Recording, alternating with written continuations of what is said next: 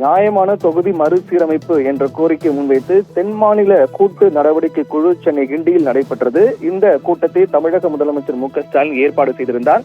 இதில் 7 மாநிலங்களைச் சேர்ந்த தமிழ்நாடு, கேரளா, கர்நாடகா, ஆந்திரா, தெலுங்கானா மற்றும் ஒடிசாவினுடைய முன்னாள் முதல்வர் அவர் காணொலி வாயிலாக கலந்து கொண்டார். மற்றும் பஞ்சாப் முதலமைச்சர் மற்றும் 7 மாநிலங்களைச் சேர்ந்த முக்கிய அரசியல் கட்சியினுடைய தலைவர்கள், அதே போன்று 3 மாநில முதலமைச்சர்கள் கலந்து கொண்ட கூட்டமாக இருக்கிறது. 20க்கும் மேற்பட்ட கட்சிகளைச் சேர்ந்த தலைவர்கள் கலந்து கொண்ட மிக முக்கியமான கூட்டமாக இந்த கூட்டு நடவடிக்கை குழு கூட்டம் பார்க்கப்பட்டது.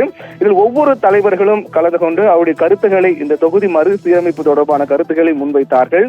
அதைத் தொடர்ந்து மிக முக்கியமாக இதில் எடுக்கப்பட்ட தீர்மானத்தின்படி அடுத்த 30 ஆண்டுகளுக்கு இந்த தொகுதி மறுசீரமைப்பை ஒத்திவைக்க வேண்டும். ஏற்கனவே 25 ஆண்டு என 2 முறை ஒத்திவைக்கப்பட்ட நிலையில் தற்போது மக்கள் தொகையை சரியாக கட்டுப்படுத்தியதற்கு கொடுக்கப்பட்ட தண்டனையாகவே இந்த தொகுதி மறுசீரமைப்பு இருக்கிறது என்றும், அதனால் அடுத்த 30 ஆண்டுகள் வரை இந்த தொகுதி மறுசீரமைப்பை நிறுத்தி வைக்க வேண்டும் என்று தமிழக முதலமைச்சர் மு.க.ஸ்டாலின் கோரிக்கை முன்வைத்து தீர்மானமாக கொண்டு வந்துப்பட்டு நிறைவேற்றப்பட்டிருக்கிறது.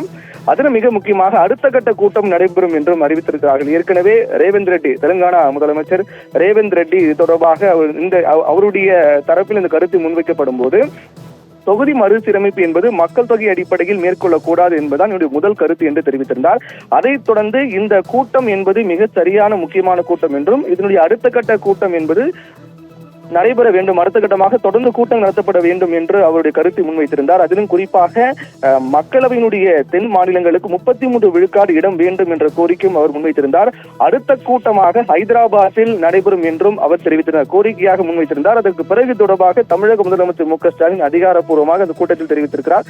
அடுத்த கூட்டம் என்பது ஹைதராபாத்தில் நடைபெறும். அந்த கூட்டத்தில் சட்டப்பூர்வமாக எடுக்கப்படும் நடவடிக்கை. முதல் கூட்டத்தை பொறுத்தவரையில் ஒவ்வொரு மாநில முதலமைச்சர்கள், குறிப்பாக 3 மாநில முதலமைச்சர்கள் மற்றும் மற்ற அரசியல் கட்சி மிக முக்கிய தலைவர்கள் கலந்து கொண்டு அவருடைய கருத்துக்கள் முன்வைத்தார்கள்.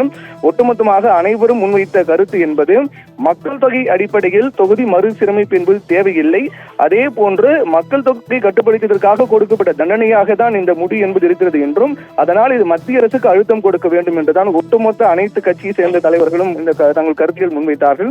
அதற்கு பிறகு அடுத்த கட்ட கூட்டம் என்பது ஹைதராபாத்தில் நடைபெறும் என்று தமிழக முதலமைச்சர் மு.க.ஸ்டாலின் தெரிவித்திருக்கிறார். அந்த கூட்டத்தில் அடுத்த கட்டமாக இதை கொண்டு செல்வது மற்றும் சட்ட ரீதியாக இது எப்படி கொண்டு செல்லலாம் என்பது குறித்தும் ஆலோசிக்கப்படும் என்று எதிர்பார்க்கப்படுகிறது. இப்படியாக சென்னை கிண்டியில் நடைபெற்ற நியாயமான தொகுதி மறுசீரமைப்பு என்ற கூட்டு நடவடிக்கை குழு கூட்டம் முடிந்திருக்கிறது. அதில் இயற்றப்பட்ட தீர்மானங்கள் விரைவில் வெளியாக இருக்கின்றது. அதைத் தொடர்ந்து அடுத்த கட்ட கூட்டம் ஹைதராபாத்தில் நடைபெறும். அது எப்போது நடைபெறும் என்ற அதிகாரப்பூர்வ அறிவிப்பு விரைவில் வெளியாகும் என்று எதிர்பார்க்கப்படுகிறது. அதைத் தொடர்ந்து இந்த கூட்டத்தில் மிக முக்கியமாக ஏற்கனவே கூறியது போல அடுத்த 30 ஆண்டுகளுக்கு தொகுதி மறுசீரமைப்பு என்பது நடத்தக்கூடாது என்றும், அதற்கு பிறகு அது தொடர்பாக நடவடிக்கை எடுக்க வேண்டும். அப்படி எடுத்தாலும் கூட விகிதாச்சார அடிப்படையில் தான், அதாவது தற்போது இருக்கக்கூடிய அதே விகிதாச்சார அடிப்படை என்பது தொடர வேண்டும், அதில் எந்தவித மாற்றம் இருக்கக்கூடாது என்றும், ஒருவேளை மக்கள் தொகை அடிப்படையில் இந்த தொகுதி மறுசீரமைப்பு மேற்கொண்டால் அது தென் மாநிலங்கள், குறிப்பாக மக்கள் தொகையை சரியாக கட்டுப்படுத்திய மாநிலங்கள் கடுமையாக பாதிக்கப்படும் என்றும், அதனால் விகிதாச்சாரம் என்பது அப்படியே தொடர வேண்டும், இதில் மாற்றம் இருக்கக்கூடாது என்பதுதான் ஒட்டுமொத்தமாக அனைத்து இதில் கலந்து கொண்ட கட்சியினுடைய தலைவர்கள் முன்வைத்த கருத்தாக இருந்தது. அடுத்த கூட்டம் ஹைதராபாத்தில் எப்போது நடைபெறும் என்பது விரைவில் அதிகாரப்பூர்வமாக தெரிவிக்கப்படும். அதில் சட்ட ரீதியாக இதை கொண்டு செல்வது குறித்து விவாதிக்கப்படும் என்றும் தெரிவிக்கப்பட்டிருக்கிறது. விவரங்களுக்கு நன்றி பிரவீன்.